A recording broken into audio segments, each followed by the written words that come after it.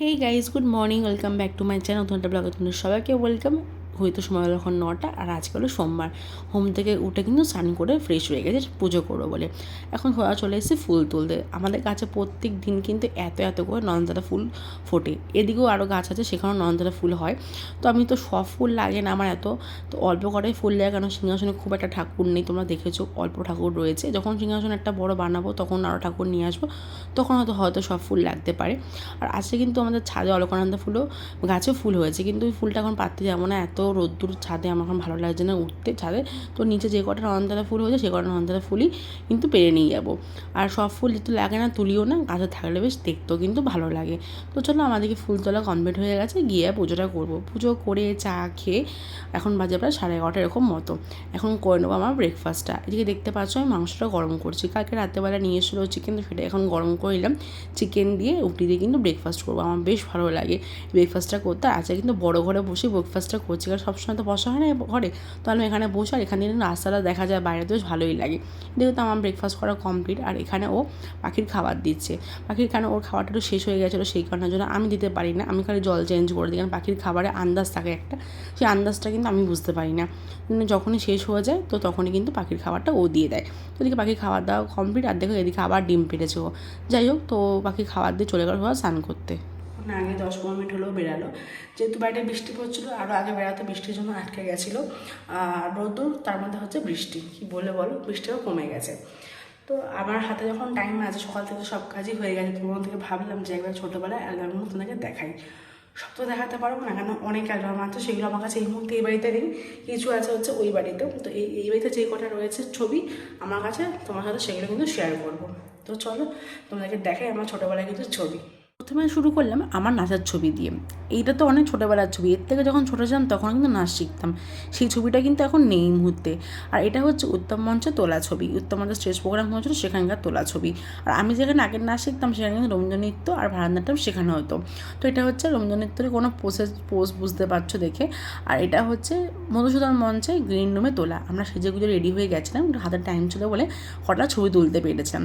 সেগুলো কিছু স্মৃতি রয়ে গেছে এখন। আর সব ছবি কিন্তু বাবা আগে বার করে নিয়ে আসছে এরকম করে, যেগুলো এখন দেখতে পাই, আর দেখলে খুব ভালো লাগে। আমি কিন্তু বিয়ের পরে কিন্তু নাচ করেছি 2বার, আর নাচ করতে আমার বেশ ভালো লাগে। আমার কাছে কিন্তু এখনও ভারতনাট্যমে সব সার্টিফিকেট বলো, পরীক্ষা যেগুলো দিয়ে সবই কিন্তু আমার কাছে এখনও যত্ন সহকারে আছে। তোমাদেরকে পরে একবার ব্লগে নিশ্চয়ই দেখাবো।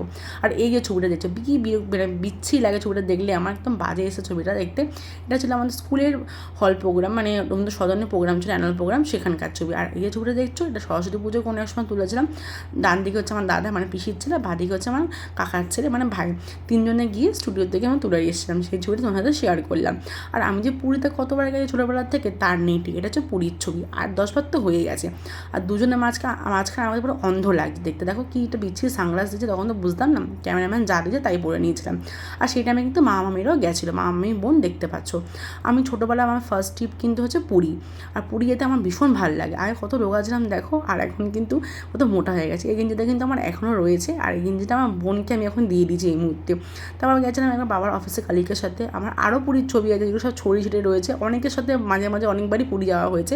সেগুলো আপাতত আমার হাতের কাছে কিছুই নেই। আর পুরী যেতে কিন্তু খুবই ভালো লাগে, মন চায় মানে বারে পুরী যাই। ছবি তো দেখা হলো, এবার লাঞ্চ করতে হবে। লাঞ্চ আজকে আমার পুঁই শাক দিয়ে আলু যেটা তরকারি করেছিল, এদিকে হচ্ছে কুমড়ো সিদ্ধ দিয়েছে, তার সাথে মাছের ঝোলও রয়েছে, মাংসও রয়েছে। আজকে অনেক রকমের খাবার রয়েছে। তো চলো, বেলা হচ্ছে 3টে প্রায় বাজতে যায়, খিদে পেয়ে গেছে। এবার আমি লাঞ্চটা সেরে নিই আমার। এখন বাজে হচ্ছে 6:30, এক্ষুনি সবাই সন্ধ্যা দিলাম আমি। তো ভালো একটা নিয়ে না চা করি। এত মাথা যন্ত্রণা করছে কেন জানি না, প্রচণ্ড পরিমাণে মাথাটা যন্ত্রণা করছে। আসলে দুপুরে আজকে ঘুমাইও নি, মাথা যন্ত্রণা করার কোনো কারণ নেই। ঘুম থেকে হয়তো হুট করে উঠেছি, মাথা যন্ত্রণা করছে এমন কিছু না। দুপুরে ঘুমায়নি, তো জানি না কেন মাথাটা খুব যন্ত্রণা করছে। আমি যখন সন্ধ্যা দিলাম চাটা করে নিই এর জন্য। 8টা এরকম বাজে, অফিস থেকে চলেও এসছে। আজকে অফিস থেকে আসার সময় বলেছিল যে সিঙ্গারা নিয়ে আসবে, তাই বললাম না আজকে সিঙ্গারা নিয়ে আসতে হবে না, সিঙ্গারা ও কিন্তু খায় না, আনলে আমার জন্য সেই নিয়ে আসতে হলাম না, আজকে একটু মোগলাই নিয়ে আসবো, মাও বাড়িতে রয়েছে, তাই জন্য আসার সময় মোগলাই কিনে নিয়ে এসছে। ও চপ খায় কিন্তু সিঙ্গারা খেতে চায় না কেন জানি না। তো এখানে অল্প করে মোগলাই নিয়ে আসতে বলেছিলাম, দেখি মোগলাই একটুখানি খেলে কিন্তু পেটটা ভরে যায়, তাই জন্য অল্প করে মোগলাই নিয়ে আসতে বলেছি। এখন টিফিনটা খাবো, টিফিনটা খেয়ে একটু ছাদে গিয়ে কিন্তু দুজনে হাঁটাহাঁটি করবো। এসছে কোথায় ফুল হয়েছে? হ্যাঁ, এখানে একটা ফুল হয়েছে, তোমাকে বলছিলাম এটা পারবো কালকে সকালবেলা। এখানে একটা করি, এখানে একটা, এটাও ফুটবে, হ্যাঁ নিচে একটা আছে, এসব ফুটবে কালকে। রোদ্দুর না ইচ্ছা করে তখন, কালকে সকালে থাকবে না পড়ে যাবে এটা। জল দেওয়া নেই, শুকিয়ে গেছে গোড়াটা, তাহলে জল দিয়ে দিয়ে। এটাও শুকনো, আজকে আসেনি সকালবেলা মা ছাদে, জল দেওয়া হয়নি, দিয়ে দাও। ছাদে হাঁটাহাঁটি করার পর নিচে নামলাম 11:15-20 নাগাদ, তখন নেমে গিয়ে ডিনারটা করে নিয়েছিলাম। ডিনারটা ছিল আজকে চিকেন আর রুটি। আর তাও ভাবলাম যে এই আইসক্রিমটা কিন্তু আজকে খেতেই হবে। আইসক্রিম খাওয়ার কথা ভুলেই যাই, রোজ খাবো খাবো করে খাওয়া হয় না। এই আইসক্রিম চক করে কিন্তু বড় কোনো পুজো করা হচ্ছে না ফ্রিজে। তোমরা দেখতেই পাচ্ছ পুরো আইসক্রিমের বাক্সের উপর আটকে গেছে, জোর জবরদস্তি করে টেনে পার করানো হয়েছে। তো আমরা আইসক্রিম যেটুকুনি আছে ওটুকুনি আজকে শেষ করতে হবে, আর তাহলে আজকে ফ্রিজটা রাত্রেবেলা অফ করে দিতে পারবো। তো চলো এখন একটুখানি 3 জন মিলে আইসক্রিম খাই। আর আজকে কিন্তু ব্লগটা এন্ড করবো না, কন্টিনিউ করবো, আবার কাল সকালবেলা দেখা হবে। Good morning. ঘুম থেকে উঠেছি অনেকক্ষণ, তখন তো ভিডিও শ্যুট করিনি। আর এখন আমরা 10:30 মায়ের কাছে বসলাম একটু কেচুরি পাতা মাখতে। বাড়িতে আমাদের কেচুরি পাতা গাছ আছে, প্রচুর কেচুরি পাতা হয়। তো মা বললো আর মাখিয়ে দিই, মা সকাল বেটে রেখে দিয়েছিল। তো আজকে আমার ব্রেকফাস্ট করার পুরো 12টা বেজে গেলো, কারণ এটা মাথায় মেখে ব্রেকফাস্ট করতে আমার অস্বস্তি হয়। তো ব্রেকফাস্টটা মনে আজকে আর করা হবে না। যাই হোক, আর দিন দিন যা গরম পড়ছে না, চুল তো উঠেই যাচ্ছে, জানি না চুলের কী হালাত হবে। তো ভাবলাম যে না একটুখানি চুলে পরিচর্যাটা করা যাক। এটা তো মাখতে ভালো লাগে, কিন্তু 2 ঘন্টা ধরে রেখে দিতে হবে, ওটা বিরক্ত লাগে। মনে হয় স্নান করতে করতে আজকে আমার 12টাই বেজে যাবে। আজ মাথায় আমি কেশরী পাতা লাগিয়েছিলাম, তো তারপরে ঘরটা ঝাড় দিলাম, ঘরে খুব ঝুল হয়েছিল, সেগুলোকে পরিষ্কার করলাম করে টোরে এখন গেলাম স্নান করতে। এখন বাজে হচ্ছে 1:45। তো স্নান সেরে আসলাম, আর ও অফিস চলে গেছে।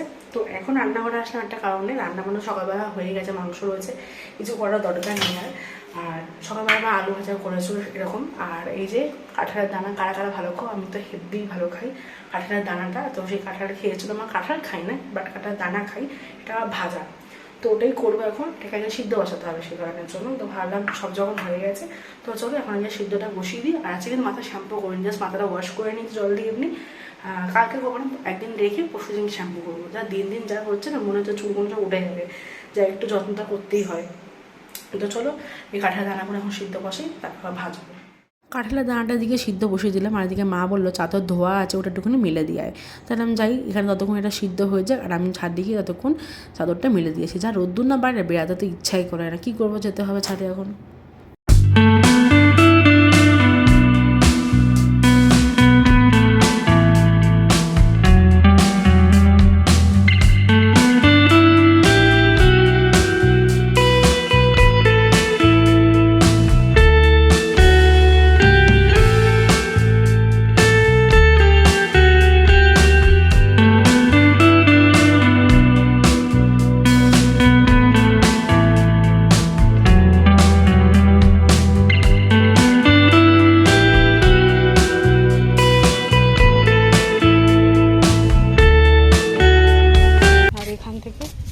নিয়ে নেবো হচ্ছে দোল্লা রেখেছিলাম জামা প্যান্টগুলো, মায়ের চাদর সব রেখে দিলাম, তুলে নিলাম।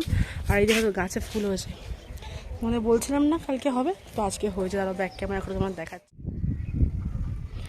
গোপুকে আমার পুজো দেওয়া হয়ে গেছে, কিন্তু ফুলগুলো যখন হয়েছে নিয়ে যাই পেরে গিয়ে সিংহাসনে দিয়ে দেবো। একবার ধোয়া জামা প্যান্টই আছে, সিংহাসনে দিয়ে দেবো, না পরে নষ্ট হয়ে যাবে ফুলগুলো, হয় ঠাকুরকে দিতে পারবো না হয়তো।